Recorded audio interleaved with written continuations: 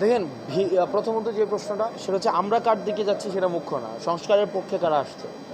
আমরা আমাদের অবস্থান মৌলিক, আমাদের অবস্থান খুবই স্পষ্ট মৌলিক আমাদের জায়গা থেকে। কন্টেন্ট একই প্রশ্নের উত্তর, সেটা হচ্ছে যে কন্টেন্ট অফ জুলাই চার্টার। আমাদের দুইটা আলোচনার দুইটা পর্যায় ছিল, একটা ছিল কন্টেন্ট অফ জুলাই চার্টার, আরেকটা ছিল implementation process of July charter. এখন যে জায়গাটায় হচ্ছে আমাদের মতপার্থক্যের জায়গা সেটা হচ্ছে ইমপ্লিমেন্টেশন প্রসেসটা নিয়ে কিন্তু আমাদের হচ্ছে কীভাবে বাস্তবায়ন হবে, বাস্তবায়ন প্রক্রিয়াটা নিয়ে কিন্তু এখন একটা মতপার্থক্য সৃষ্টি হয়েছে। বাস্তবায়ন প্রক্রিয়া নিয়ে বিভিন্ন সুপারিশ এসছে। এই সুপারিশের মধ্যে ছিল, কেউ বলেছিল গণভোট, কেউ বলেছিল, আমরা বলেছিলাম গণপরিষদ, কেউ বলেছিল যে আপনার সংসদ, আগামী সংসদ নির্বাচনের পরে সংসদ হচ্ছে এই ঐক্যমত্যের মধ্য দিয়ে যেই সংস্কারগুলো আমরা পৌঁছেছি সেগুলো বাস্তবায়ন করবে। তো আসলে আমরা খুব বেশি দূরে দাঁড়িয়ে বিষয়টি এমন নয়।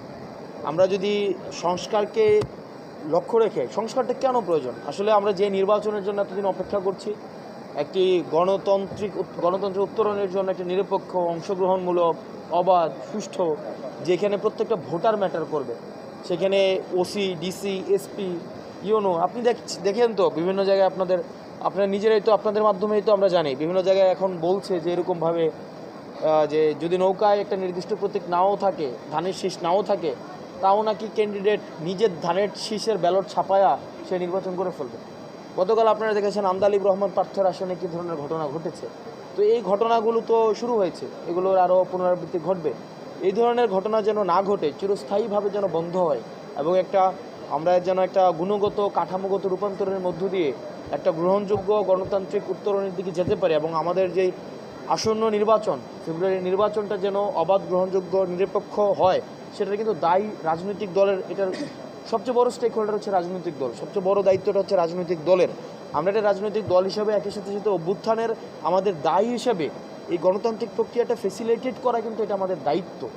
আমরা নির্বাচনের উইনিং অর লুজিং এটা ডিফারেন্ট ডিসকাশন, কিন্তু এই যে ইতিহাসের দায় আমাদের রয়েছে, আমরা যেন গণতান্ত্রিক উত্তরণের পথে আমরা যেন এই প্রক্রিয়াটাকে আমরা যেন অনেক বেশি বাধাগ্রস্ত না হয়, সেটা যেন গ্রহণযোগ্য হয়। যে জিতুক, জনগণ যাকে ম্যান্ডেট দিয়ে ক্ষমতায় নিয়ে আসবে সেই হচ্ছে বাংলাদেশের রাষ্ট্রযন্ত্র পরিচালনা করবে, সেটাতে আমাদের কারোই ভিন্নমত নাই। তো যেহেতু ভিন্নমত নাই, সেজন্য আমরা চাই জনগণের ভোটটা যেন at the end of the day matter করে। এখানে যেন কোনো ওসির প্রভাব ম্যাটার না করে, এসপির প্রভাব ম্যাটার না করে, গণমাধ্যমের ভূমিকাও সেক্ষেত্রে গুরুত্বপূর্ণ। আমরা গণমাধ্যমের অনেকেই আপনারা দেখেন সারাদিন পেশাদারি ভূমিকা পালন করছেন, অভ্যুত্থানে আপনাদের অবদান অপরিসীম, এবং গণমাধ্যম যদি আপনারা হাউজের বিরুদ্ধে না গিয়ে আপনারা বস্তুনিষ্ঠ সংবাদ পরিবেশন না করতেন, তাহলে কিন্তু আসলে আমাদের যে কাঙ্ক্ষিত অভ্যুত্থান সেটি হচ্ছিল অধরাই থেকে যেত।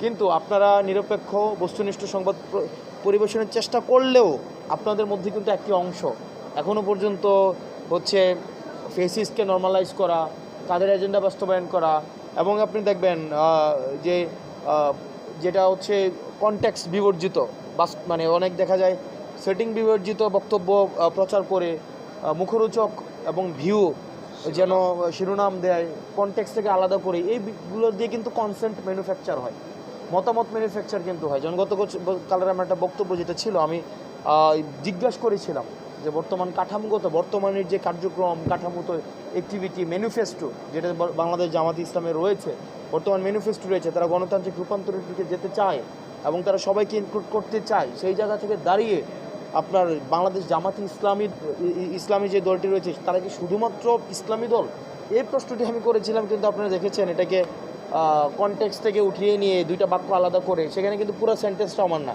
এখানে প্রশ্ন এবং উত্তর। একটা প্রশ্ন সাংবাদিক করেছে, উত্তরটা আমি দিয়েছি, কিন্তু প্রশ্ন উত্তর একই এমনভাবে সেট করেছে, মনে হয়েছে যে দুইটাই আমার কথা।